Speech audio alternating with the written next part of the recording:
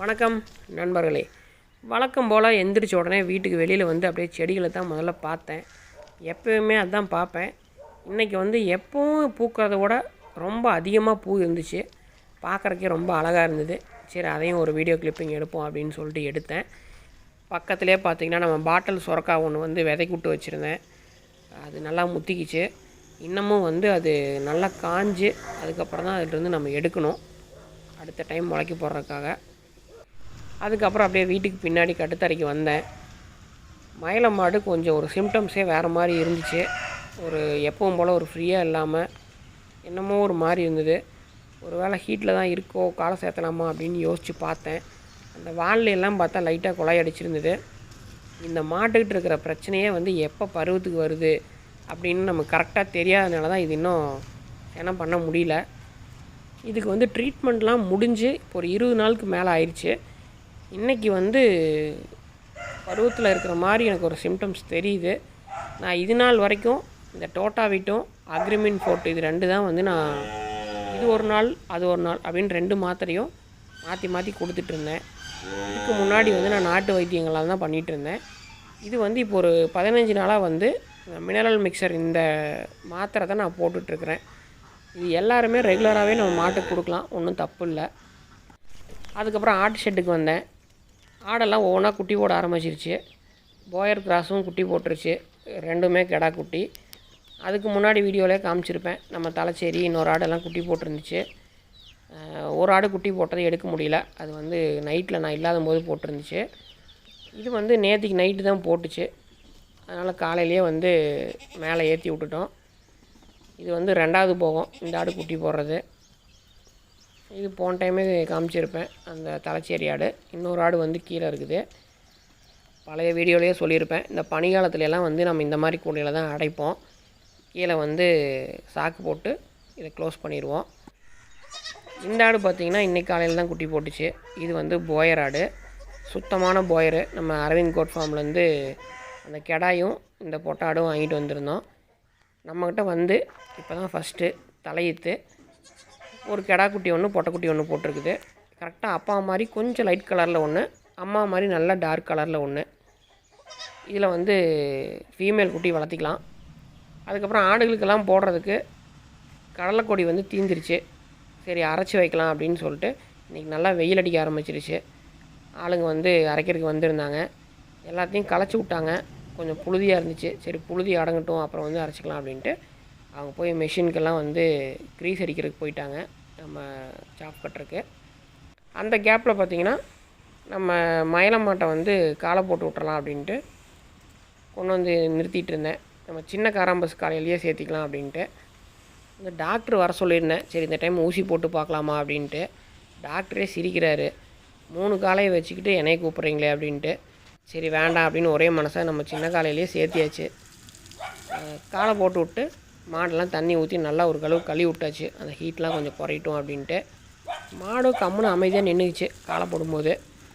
அதுக்கப்புறம் வந்து காடைக்கெலாம் தீனி வைக்கலாம் அப்படிங்கிறதுக்காக வந்திருந்தேன். தீனி வச்சுவிட்டு அப்படியே க்ளோஸ்அப்பாக உட்காந்து பார்த்துட்ருந்தேன். நல்லா தீவனம் எடுத்துகிட்டு எல்லாமே நல்லா ஆக்டிவாக இருக்குது. ஆரம்பத்தில் தான் நம்ம வெளியில் விட்டுருக்கும்போது ஒரு 2-3 காடைக்கு வந்து கொஞ்சம் கொஞ்சம் அடிபட்டுருச்சு. காக்கா கொத்தி காலில் எல்லாம் கொஞ்சம் புண்ணாயிடுச்சு.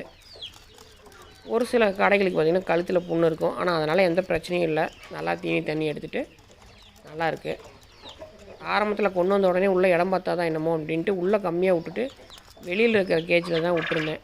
அப்போ தான் இந்த மாதிரி பிரச்சனை ஆயிடுச்சு. அதுக்கப்புறம் இந்த கீரி வடை பார்த்திங்கன்னா உடம்பு சரியில்லாமல் இருக்குது அப்படின்னு சொல்லிட்டு நான் ஒரு வீடியோவில் காமிச்சிருப்பேன். இப்போ பாருங்கள் எவ்வளோ ஆக்டிவாக ஓடிட்டுருக்குன்ட்டு. அந்த டெட்ராசைக்ளின் அந்த ஆன்டிபயோட்டிக் பவுடர் நல்லா சுடுதண்ணியில் கரைச்சி அடிச்சு விட்டோம்னாவே நல்லா ரெடி ஆகிடுது. அது கூடவே இன்னொரு சேவல் இருந்தது, அதுவும் பாருங்கள் எப்படி ரெடி ஆயிடுச்சுன்ட்டு. அந்த கடைசியில் நின்றுட்டுருக்குது பாருங்கள். அமாக்சிலின் சளி மாத்திரையும் அந்த டெட்ராசைக்ளின் இது 2 மட்டும்தான் நான் போட்டேன். பாருங்கள் தெளிவாக ரெடி ஆகிடுச்சு பாருங்கள். உழைக்கிறதே கஷ்டமாக இருந்துச்சு. இப்போ தீனி போட்டு விட்டோன்னே எல்லாம் பாருங்கள் எப்படி ஓடுது. இதே சேவல் தான் அந்த உடம்பு சரியில்லாமல் இருந்தது. எல்லாமே பாருங்கள் சுறுசுறுப்பாக இருக்குது. கோழிகளுக்கு வந்து ஏதாவது நோய் அட்டாக் ஆனால் தான் நம்ம ஆன்டிபயோட்டிக் கொடுக்கணும் அப்படிங்கிறது கிடையாது. மாதத்தில் தொடர்ந்து ஒரு 3 நாள் என்ன தீவனம் போடுறீங்களோ அந்த தீவனத்தில் கலக்கி அந்த ஆன்டிபயோட்டிக் எடுத்துக்கிச்சிங்கனாவே அவ்வளோ சீக்கிரம் நோய் வராது. புறாக்களுக்கெல்லாம் 90% எதுவுமே நம்மளுக்கு இது வரைக்கும் நோய் வந்ததில்லை.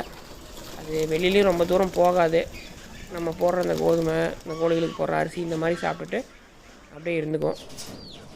அதுக்கப்புறம் ஷெட்டுக்கு உள்ளார இருக்கிற புறா வந்து 2 குஞ்சு பொரிச்சிருந்துச்சு. இது வந்து நம்ம பியூட்டி ரோமரு. ரெண்டுமே டிஃப்ரெண்ட் கலராக சூப்பராக இருந்தது. ரொம்ப நாளுக்கு அப்புறம் இது ப்ரீட் ஆகிருக்கு. போன பேட்ச் வந்து ஒரே ஒரு குஞ்சு பொரிச்சிருந்தது. அந்த குஞ்சு வந்து இறந்துருச்சு.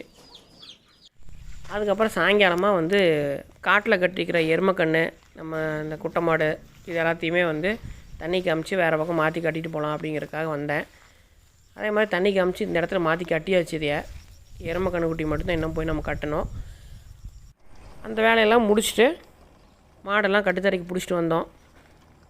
அப்படியே ரோட்டில் சாயங்கால நேரம் அமைதியாக வந்துட்டுருக்குது எல்லாம். சேவலக்கன்று கிடாரிக்கன்று வந்து சும்மா தான் விட்ருப்போம். கட்டுத்தரைக்கு வந்தால் சிக்க மாட்டேங்குது. அதனால் ஒரு ஒன்னாங்கால் போட்டு விட்டாச்சு. இந்த வேலையெல்லாம் முடிச்சுட்டு நம்ம குட்டி என்னென்ன பார்க்கலான்ட்டு வந்தோம். அது யாருன்னு பார்த்தீங்கன்னா என்னோடய நண்பர் தான். அவர் வந்து நாட்டுக்கோழியெல்லாம் வந்து நிறையா ப்ரீட் பண்ணி சேல்ஸ் பண்ணிகிட்ருக்கிறாரு. இது எல்லாமே பார்த்திங்கன்னா சுத்தமான ஒரிஜினல் நாட்டுக்கோழி தான். ஒரு சில கோழிகளுக்கு பார்த்திங்கன்னா வால் இருக்காது. அது வந்து கிராஸ் கிடையாது. அதெல்லாம் வந்து ஒரே ஷெட்டுக்குள்ளே தான் அடைக்கிறாரு. அதெல்லாம் ஒன்றுக்கு ஒன்று கொத்தி அந்த வாழை பிடுங்கிடுது. இது எல்லாமே வந்து மேய்ச்சல் முறையில் தான் வளர்த்துறாரு. யாருக்காவது வந்து நாட்டுக்கோழி தேவைப்பட்டுச்சு அப்படின்னா மேலே தெரிகிற அந்த நம்பருக்கு வந்து கால் பண்ணிக்கங்க. இது எங்கே இருக்குதுன்னு பார்த்தீங்கன்னா நம்ம திருச்செங்கோட்டில் தான் இருக்குது. தோக்கவாடி அப்படிங்கிற அந்த பஸ் ஸ்டாப்லேருந்து சும்மா கொஞ்சம் தூரம் நடந்து போகிற தூரத்துலேயே இருக்குது. தேவைப்படுறவங்க கால் பண்ணிக்கங்க. அங்கேருந்து அப்படியே நம்ம மணியண்ணனை பார்க்கலான்ட்டு அப்படியே கிளம்பி போனேன். இவர் வந்து ஆடு வந்து ஏகப்பட்ட ஆடு வச்சுருப்பார். நான் வந்து ஃபஸ்ட்டு நம்ம ஷெட்டு போடுறதே வந்து இங்கே பார்த்து தான் நான் வந்து ஷெட்டு போட்டேன். இதுலேயே வந்து நிறையா ஆல்ட்ரேஷன் வந்து நான் பண்ணிட்டேன். கீழெல்லாம் பார்த்திங்கன்னா நான் கலாயாங்கில் போட்டுட்டேன். அண்ணா வந்து எப்படி ஷெட்டு போட்டிருக்காரு அப்படிங்கிறத பார்த்து தான் நான் எல்லாமே வேலை செஞ்சேன். ஒன்றே ஒன்று, நான் கீழே வந்து இந்த கோழிக்கெலாம் தனியாக செப்பரேட்டாக வச்சுருக்க மாட்டேன். அண்ணா வந்து தனியாக வந்து கோழிக்கு ஒரு ஷெட்டு போட்டிருக்காரு. இந்த ஆட்டு புழக்கெல்லாம் பார்த்திங்கன்னா அந்த முன்னாடி அந்த பைப்பில் வந்து விழுந்துடும். அங்கேருந்து எடுத்து இந்த இடத்துக்கு குப்பையில் கொட்டிடுவார். எல்லாம் ஒன்றா சேர்ந்ததுக்கப்புறம் களை எடுக்கும்போது கொண்டு போய் தீவனப்புல் காட்டுக்கு டேரெக்டாக போட்டு விட்ருவார். கோழியெல்லாம் பார்த்திங்கன்னா நைட்டு அடையிறதும் இதில் தான். முட்டை விட்றது, அடை வைக்கிறது, குஞ்சு பொரிக்கிறது, அந்த மாதிரி எல்லா பர்பஸும் பண்ணிக்கலாம். இதில் வந்து எக்கச்சக்கமான கோழி வளர்த்தலாம். ஆனால் அண்ணன் வந்து வீட்டு யூஸ்க்கு மட்டும்தான் வச்சுருக்கிறாரு. அது மட்டும் இல்லாமல் மாடு வந்து பார்த்திங்கன்னா எப்பயுமே வந்து கிர்ரு மாடு, சாகிவால் இதெல்லாம் வந்து ரொம்ப இன்ட்ரெஸ்ட் அண்ணனுக்கு. நல்ல நல்ல பொருளாக வாங்கிட்டு வந்து வச்சுருப்பார். யாராவது நல்ல ரேட்டு கேட்டாங்கன்னா அது கொடுத்துருவார். வேறு யாருக்காவது ஏதாவது தேவைப்பட்டுச்சுனாலும் மேலே ஸ்க்ரீனில் தெரிகிற நம்பருக்கு வந்து கால் பண்ணுங்கள்.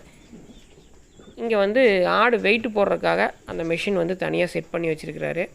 அங்கேருந்து பிடிச்சிட்டு வந்து அப்படியே தூக்கி நிறுத்திடலாம். நம்மளெல்லாம் பார்த்திங்கன்னா அந்த வெயிட் மிஷினை தூக்கி மாட்டி விட்ற மாதிரி தான் வச்சுருக்குறோம். அதில் தான் பண்ணுவோம்.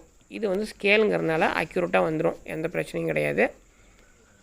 இதில் பார்த்திங்கன்னா தீனி தண்ணி ரெண்டுக்குமே ஒரே டப்பு தான் வச்சுருக்காரு. இது வந்து நல்லா ஹெவியான டப்பு. நம்மளுமே இந்த மாதிரி போட்டிருக்கலாம். இருந்தாலும் நான் கேசிங் பைப்பே போதுன்ட்டு அதிலே கட் பண்ணி போட்டுக்கிட்டேன். தீனியெல்லாம் போட்டு விட்டுட்டு எப்போ தண்ணி வைக்கணுமோ அந்த டைமுக்கு மட்டும் அந்த ட்ரம் சுத்தமாகவே இருக்குது, அதில் வந்து போட்டு விட்டுறாரு. இப்போ நான் போகும்போது சாயங்காலம் டைம் வந்து தண்ணி வச்சார். அதில் நம்மளும் வைக்கிற மாதிரி தான் அண்ணனும் வச்சார். அவரை பார்த்தா நானும் கற்றுக்கிட்டேன். தவிடு, புண்ணாக்கு, துவரக்குருணை இதெல்லாம் தான் கலக்கி வச்சார். இதில் இருக்கிற ஆடோ இல்லை குட்டிகளோ ஏதாவது தேவைப்பட்டுச்சுன்னா ஸ்க்ரீனில் தெரிகிற அந்த நம்பருக்கு கால் பண்ணி அவர்கிட்டயே என்ன ரேட்டுக்கு கொடுக்குறாரு, என்ன ஏதுங்கிற டீட்டெயிலாம் கேட்டுக்குங்க. எந்தெந்த வீடியோவுக்கு மேலே நம்பர் போடுறனோ அவங்களுக்கு தொடர்பு கொண்டு கேட்டுக்குங்க அந்தந்த பதிவுகளை. அதுக்கப்புறம் பார்த்திங்கன்னா நம்ம வீட்டுக்கு வந்தாச்சு. நைட்டு வந்து ஒரு ஆடு குட்டி போடுற மாதிரி இருந்ததுன்னு கீழே இறக்கி விட்ருந்தேன். அதே மாதிரி போய் பார்த்தோம், குட்டி போட்டுகிட்டு இருந்துச்சு. கொஞ்சம் நேரம் வெளியில் ஓரமாக உட்காந்து வெயிட் பண்ணலாம் அப்படின்ட்டு பார்த்துட்டே இருந்தேன். ஒரு குட்டி போட்டுருச்சு. நான் முன்னாடியே வந்து இந்த செட்டப்லாம் எதுக்காக நான் வந்து கீழே கம்பி வேலி போட்டு அந்த ஒத்த டாப்லாம் இறக்குனேன் அப்படின்னு சொல்லியிருக்கிறேன். இந்த மாதிரி டைமில் இப்போ வந்து பனிக்காலம், இப்போ வந்து வெளியில் குட்டி போட்டுருந்துச்சு நம்ம பார்க்கல அப்படின்னா அது ரொம்ப குளிர்லேயே இருந்துடும். அதுவே மழை காலமாக இருந்துச்சு அப்படின்னாலும் மழையில் நனைஞ்சிட குட்டிக்க. அதனால் அந்த ஷீட்டு போட்டு விட்டோம்னா ஆடு வந்து ஷீட்டுக்குள்ளே தான் போய் குட்டி போடும், உள்ளே தான் இருக்கும். அதனால தான் இந்த மாதிரி போட்டு வச்சுருக்குறோம். இப்போ பார்த்திங்கன்னா அடுத்து இன்னொரு குட்டி போடுது. அதை நம்ம டிஸ்டர்ப் பண்ணாமல் நம்ம வந்து ஓரமாக இருந்துக்கணும். நின்றுக்கிட்டு போட்டுச்சுன்னா மட்டும்தான் நம்ம பக்கத்தில் போகணும். படுத்துட்டு போட்டுச்சு அப்படின்னா நம்ம அதை கண்டுக்கவே தேவையில்லை. நம்ம பாட்டுக்கு அமைதியாக இருந்தோம்னா அதுவே வந்து கரெக்டாக வந்து டெலிவரி பார்த்துக்கும். இப்போ வந்து குட்டி போட்டுருச்சு. இது என்னென்ன குட்டி அப்படின்னு பார்த்தேன். இன்னும் அந்த குட்டி முழுசாக வெளியில் வரல. அது வெளியே வந்ததுக்கப்புறம் பார்த்துக்கலான்ட்டு. முன்னாடி இருக்கிற குட்டி 100% வந்து கெடா குட்டின்னு முதல்ல எனக்கு தெரியும். அந்த குட்டியும் வந்து நல்லா அந்த தலையெல்லாம் பெருசாக இருக்குது. அதுவுமே வந்து கெடா குட்டி தான். இந்த டைம் போட்டதில் நிறையா வந்து கெடா குட்டி தான் போட்டிருக்கு. இப்போ பார்த்திங்கன்னா காலையில் அதாவது நைட்டு வந்து நஞ்செல்லாம் போட்டு குட்டி பால் விட்டடிச்சு எடுத்து இந்த பெட்டிக்குள்ளே வச்சுட்டு போயிட்டேன். மழை லைட்டாக தூரிட்டு இருந்தது. அதனால் இந்த பெட்டிக்குள்ளே வச்சு மேலே அந்த சாக்கு வச்சு மூடி வச்சுட்டேன். லைட்டாக கேப் விட்டு அதுக்கப்புறம் காலையில் வந்து மறுபடியும் ஒரு டைம் குட்டியெல்லாம் பால் விட்டடித்தேன். நல்லா வயிறு நம்ம குட்டி பால் குடிச்சிட்டு அதுக்கு மேலே பால் ஊட்டலை. நம்ம குட்டி பால் ஊட்டலை மறுபடியும் எந்திரிச்சு குடிச்சிக்கும் அப்படின்னு சொல்லி அந்த மடியிலேயே வந்து அந்த பால் விடக்கூடாது. பால் கம்மியாக இருக்கிற ஆட்டில் குட்டிக்கு குடிச்சிருச்சுனாவே சரியாக போயிடும். இந்த ஆட்டில் பார்த்திங்கன்னா பால் அதிகமாக இருக்கும். மடியிலேயே நம்ம விட்டோம்னா மடி வீங்கிக்கும், மடி நோய் வந்துடும், இல்லை காய்ச்சல் வந்துடும். அந்த மாதிரி நிறையா பிரச்சனைகள் இருக்குது. நம்ம அதனால் வந்து குட்டி போட்டுச்சுனாவே குட்டி ஊட்டினதுக்கப்புறம் இருக்கிற பாலையெல்லாம் வந்து சுத்தமாக கறந்துடணும். அதுதான் வந்து பேசிக்கே. நான் எப்பயுமே அந்த மாதிரி தான் பண்ணுவேன். எந்த ஆடு குட்டி போட்டாலும் குட்டி நல்லா வயிறு நம்ம ஊட்டினதுக்கப்புறம் இருக்கிற பாலையெல்லாம் வந்து சுத்தமாக கறந்துடுவேன். நம்ம பீச்சி பழக்கிருக்கிறனால எல்லா ஆடுகளுமே வந்து பால் கறக்கிறதுக்கு அமைதியாக நின்றுக்கும். அதனால் பால் கறக்கிறத பற்றி நமக்கு எந்த கவலையுமே கிடையாது. இதுக்கு முன்னாடி பார்த்திங்கன்னா ஒரு ஆடு வச்சுருந்தேன். அந்த ஆடு நான் பழைய வீடியோவில் பார்த்திங்கன்னா தெரியும். அது எந்த ஆடு அப்படிங்கிறது அக்யூரேட்டாக உங்களுக்கு தெரியுமா அப்படின்னு தெரியல. மடி பார்த்திங்கன்னா கீழே வரைக்கும் நல்லா பெரிய மடியாக தொங்கிட்டு இருக்கும். மாட்டு அதாவது சிந்து மாட்டுக்கு எப்படி இருக்குமோ அந்த மாதிரி இருக்கும். அந்த காம்பே பார்த்திங்கன்னா கீழே உரசும் ஆடு நடந்துச்சுன்னா. அதில் பால் வந்து 1.5 லிட்டர் அந்த மாதிரி இருக்கும். குட்டி குடித்தது போக 1 லிட்டருக்கு 100% பீச்சலாம். அந்த ஆடு பார்த்திங்கன்னா கீழே உரசி சீக்கிரமாக இன்ஃபெக்ஷன் ஆயிடுச்சு அந்த ஆட்டுக்கு. அதாவது மடியில் பால் அதிகமாக இருந்து குட்டி குடிக்காமல் கீழே உரசி அந்த மாதிரி ஆகி இன்ஃபெக்ஷன் ஆயிடுச்சு. அது மடி வைக்க வந்து மடி நோய் வந்து நிறைய ட்ரீட்மெண்ட் பண்ணி ரெடி பண்ணிட்டேன். இருந்தாலும் அதில் பால் வந்து வர்றது கம்மியாயிருச்சு. அதனால் அந்த ஆட்டை வந்து கொடுத்துட்டேன். அதனோட குட்டி வந்து நம்மக்கிட்ட இருக்குது. அந்த மாதிரி காரணங்கள்லாம் வந்துடும் அப்படிங்கிறனால மடியில் இருக்கிற பாலை சுத்தமாக வந்து எப்பயுமே கறந்துடணும். அது இல்லாமல் குட்டி போட்டுச்சுன்னா எடுத்த உடனே பச்சை தீவனம் போடக்கூடாது, வர தீவனம் தான் போடணும். இது கம்பல்சரி கிடையாது. நான் இந்த மாதிரி தான் பண்ணிகிட்ருக்கிறேன். வரத்தீனி போடுறது தான் ரொம்ப நல்லது. மாடாக இருந்தாலும் ஆடாக இருந்தாலும் குட்டி போட்ட உடனே வரத்தீவனம் தான் ரொம்ப சிறந்தது. நம்ம பச்சை தீவனம் அது இதுவும் போட்டு மடியில் பால் அதிகமாக சுரந்து மடி வீக்கம் வரக்கூடாது அப்படிங்கிறதுக்காக நம்ம வரத்தீவனம் கொடுக்குறது நல்லதுன்னு சொல்ல வரேன். அதுக்கப்புறம் பார்த்திங்கன்னா பால் கறந்து முடிச்சாச்சு. எவ்வளோ பால் இருந்துச்சுன்னு நீங்களே பாருங்கள். அதுக்கப்புறம் மேலே அந்த குட்டிகளையும் கொண்டாந்து மேலே விட்டுட்டேன். எல்லா குட்டிகளும் அப்படியே ஜாலியாக விளாண்டுட்டு படுத்துருந்தது. ஆடுகள்லாம் வந்து தீவனம் சாப்பிட்டுட்டு இருந்தது. இது எல்லாமே வந்து நம்ம போயர் கடாய்க்கு தான் சேர்த்திருந்தோம். இதில் வந்து எது எந்த ஆட்டோட குட்டி அப்படின்னு வந்து திடீர்னு வந்து பார்த்தோன்னா நமக்கே குழப்பமாக போயிடுது. இன்னும் யோசிச்சோம்னா தான் எது வந்து கெடா குட்டி போட்டிருக்குது, எது பொட்டை குட்டி போட்டிருக்குது அப்படின்னு பார்த்தா மட்டும்தான் நம்ம டக்குன்னு கண்டுபிடிக்க முடியும். இந்த ஆடும் பார்த்திங்கன்னா குட்டி போட்டது மேலே ஏற்றி விட்டாச்சு. இந்த ஆடு 2 கெடா குட்டி, இன்னொரு ஆடு 2 கெடா குட்டி, இன்னொன்று கெடா 1 பொட்டை 1, இன்னொரு ஆடு பார்த்திங்கன்னா 1 கெடா 2 பொட்டை குட்டி அந்த மாதிரிலாம் போட்டிருக்கு. மொத்தமாக ஒரு 11 குட்டி இருக்குது. இதில் ஒரே ஒரு போயர் ஃபீமேல் நம்ம வளர்த்திக்கலான்ட்டு இருக்கிறோம். ஃபஸ்ட்டு போட்ட தலைச்சேரியினோட குட்டியில் வந்து ஒரு ஃபீமேல் குட்டி வளர்த்திக்கலான்ட்டு இருக்கிறோம். இதில் இருக்கக்கூடிய குட்டிகள் பார்த்திங்கன்னா நான் ஒரு 2 குட்டி தான் நான் வளர்த்த போகிறேன். வேறு யாருக்காவது தேவைப்பட்டுச்சு அப்படின்னா ஒரு 4 மாதம் கழித்து கால் பண்ணுங்கள், கண்டிப்பாக கொடுக்குறேன். அவ்வளோதான் நண்பர்களே இந்த வீடியோ. அடுத்த வீடியோவில் சந்திக்கிறேன். நன்றி.